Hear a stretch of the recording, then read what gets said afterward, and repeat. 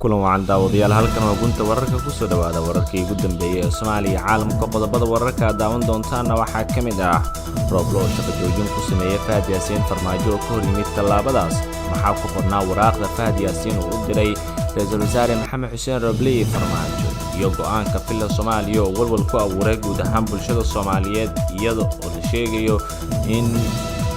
madaxweyne Farmaajo taageero waxa in la dilo Ekraan Tahliil qodobadaas ayaa daawan doontaan u diyaar garooba saaxiibayaal haddii ay tahay markii ugu dhashay janaalka soo gaara daawada waxaan ka codsanayaa muuqaalkani share garayso sidoo kale asxaabtaada la wadaagto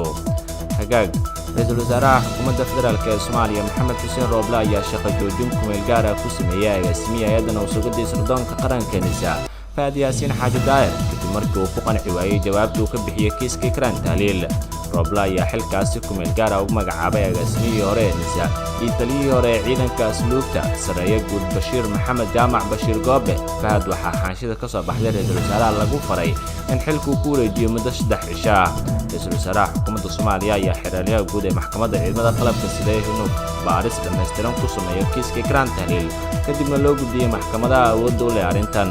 agaasimaha shaqada laga joojiyay waxaa la farayaa in xilku ku wareejiyo muddo 3 cisho gudahood waxaa la farayaa dhammaan hay'adaha kala dhaxayso shaqada agaasimaha guud ee hay'adda nabadgelyada inay gacan ku siiyaan hoggaanka kumeel gaarka ayaa lagu yiri qoraalka ka soo baxay Ra'iisul Wasaare Roble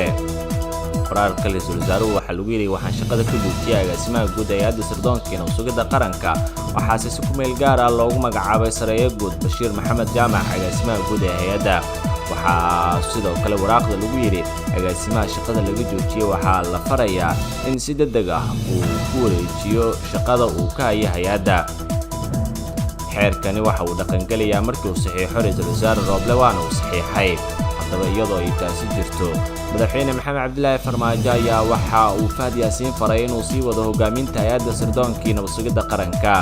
madaxweynaha Soomaaliya Maxamed Cabdullaahi Farmaajo ayaa ka biyadiiday xilka qaadista uu sameeyay Ra'iisul Wasaaraha Xukuumadda Federaalka Maxamed Xuseen Roble warqadda ka soo baxday madaxweyne Farmaajo waxaa lagu yiri markii uu arkay warqadda sumadeedu ay tahay sidoo uu soo saaray Ra'iisul Wasaaraha Xukuumadda Federaalka Maxamed Xuseen Roble ku saabsan shaqo joojinta taliyaha hay'adda nabadgelyada sirdoonka qaranka iyo magacaabista taliyaha ku meel gaar ah markuu arkay qodobada 87 iyo 90 ee dastuurka ku meel gaarka ee Jamhuuriyadda oo qeexaya in madaxweynaha jamhuuriyaddu yahay ilaaliyaha iyo horumariyaha mabaadi'da asaasiga ee dastuurka uu yahay taliyaha guud ee ciidamada qalabka sida markuu arkay qodobada 97 ee boqolaad ee dastuurka ku meel gaarka oo xagaya awoodaha laanta fulinta iyo xilka wasiirka koowaad ee xukuumadda ee ku aadan xilka qaadista taliyaasha ciidamada qalabka sida taasoo ku eg tala soo jeedinaya fulinta howlaha horumarinta siyaasadda dhaqaalaha iyo maamulka dalka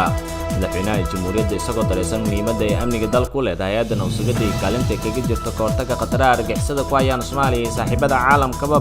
madaxweyne Farmaajo ilaalinaya mas'uuliyadda ka saaran joojinta tallaabo kasta oo dhiirigelin u noqon karta kooxaha argagixisada wiiqaysana sumcadda iyo kaalinta shaqaalaha amniga waxa uu soo saaray qodobadan go'aanka ka soo baxay Ra'iisul Wasaaraha Xukuumadda Maxamed Xuseen Roble inuu yahay mid balmarsan xeerarkan oo waafaqsan dastuurka dalka waxaa la falayaa taliyaha hay'adda nabadgelyada sirdoonka qaranka mudane Fahad Yaasiin Xaaji Daahir inuu sii wado hogaaminta hay'adda nabadgelyada sirdoonka qaranka si waafaqsan dastuurkii wareegtadii uu madaxweynuhu ku magacaabay saddex hay'adda nabadgelyada sirdoonka qaranka waxaa la farayaa inay horkeento golaha amniga qaranka warbixinta laga sugayo marka la mudeeyo kulanka ugu horeeya golaha amniga qaranka ugu dambeyntii madaxweynaha jamhuuriyadda federaalka wuxuu farayaa Ra'iisul Wasaare Maxamed Xuseen Roble iyo golaha xukuumadda inay soo furugutaan mas'uuliyadda ka saaran dhamaystirka howlaha doorashooyinka ayaa lagu yiri waraaqda ka soo baxday xafiiska madaxweynaha jamhuuriyadda federaalka ee Soomaaliya Maxamed Cabdullaahi Farmaajo haddaba gunta ayaa heshay warqaddu agaasimaha NISA Fahad Yaasiin u diray madaxweynaha waqtiga uu ka dhamaaday Maxamed Cabdullaahi Farmaajo taas uu ka dalbanayo inuu shir gudoomiyo kulan uu ku soo bandhigayo warbixin la xiriirta kiiska Ekraan Tahliil taas oo la sugayo saacado kooban gudahooda sidoo kale warqadda waxaa ogeysiis laga siiyay gudoomiyaha golaha shacabka ee waqtiga uu ka dhamaaday Maxamed Mursal Sheekh Cabdiraxmaan kaas oo aan ku jirin golaha amniga qaranka oo Fahad ka dalbanayo in loo ballamiyo si warbixintaas ugu wargeeliyo golaha amniga qaranka oo hadda jirna ayaa ka koobnaa madaxweynaha Ra'iisul Wasaaraha madaxweyne dowlad goboleedyada iyo taliyaasha ciidamada qaranka waxaana mar uu shir u dambeeyay sanadkii 2018 xilligaas oo xubnaha golahaas ay shirkoodii ugu dambeeyay ku yeesheen magaalada Baydhabo qoraalka Fahad ayaa muuqda in awoodda dalka dib loogu celinayo Farmaajo oo madaxweynaha sharciga ah dhamaaday mas'uuliyadda amniga dalkana meel fagaara ugu wareejiyay Ra'iisul Wasaare Maxamed Xuseen Roble warqadda ka soo baxday hay'adda nabadgelyada sirdoonka qaranka NISA ayaa waxaa lagu yiri ku socota madaxweynaha jamhuuriyadda mudane maxamed cabdilaahi farmaajo oo gudoomiyaha golaha shacabka madaxweyne waa maxamed mursal sheekh cabdiraxmaan oo ra'iisul wasaaraha wasiirka amniga codsi ujeedo warbixin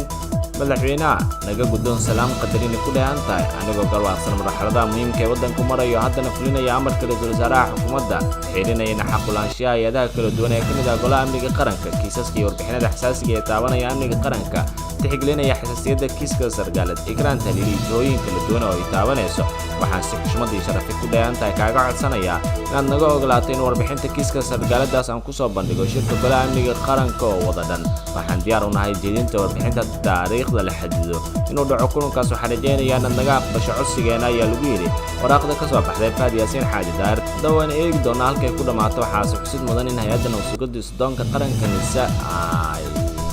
buuq badani ka dhex jiro taas oo loo aaneynayo siday wax ugu dhex socdaan hay-addan oo ah hay-ad muhiim u ah amniga qaranka sidoo kalena la shaqaynaysa laamaha kala duwan ee dalka sida fulinta iyo sidoo kale sharci dejintaba hay-adda nabadsugadda soddoonka qaranka nisa faad yaasiin waxaa loo magacaabay 20kii Agoosto 2019 oo taliyaha guud ka noqday waxaana muddo dheer uu soo ahaa taliya-xigeenkii hay-adda sidoo kalena ahaa kumeel gaar markii dambe ayaa si rasmi ah agaasimaha hay-adda nabadsugadda soddoonka qaranka nisa faad yaasiin xaaji daar loogu wareejiyey faad oo ah nin aad ugu dhow madaxweyne maxamed cabdilaahi farmaajo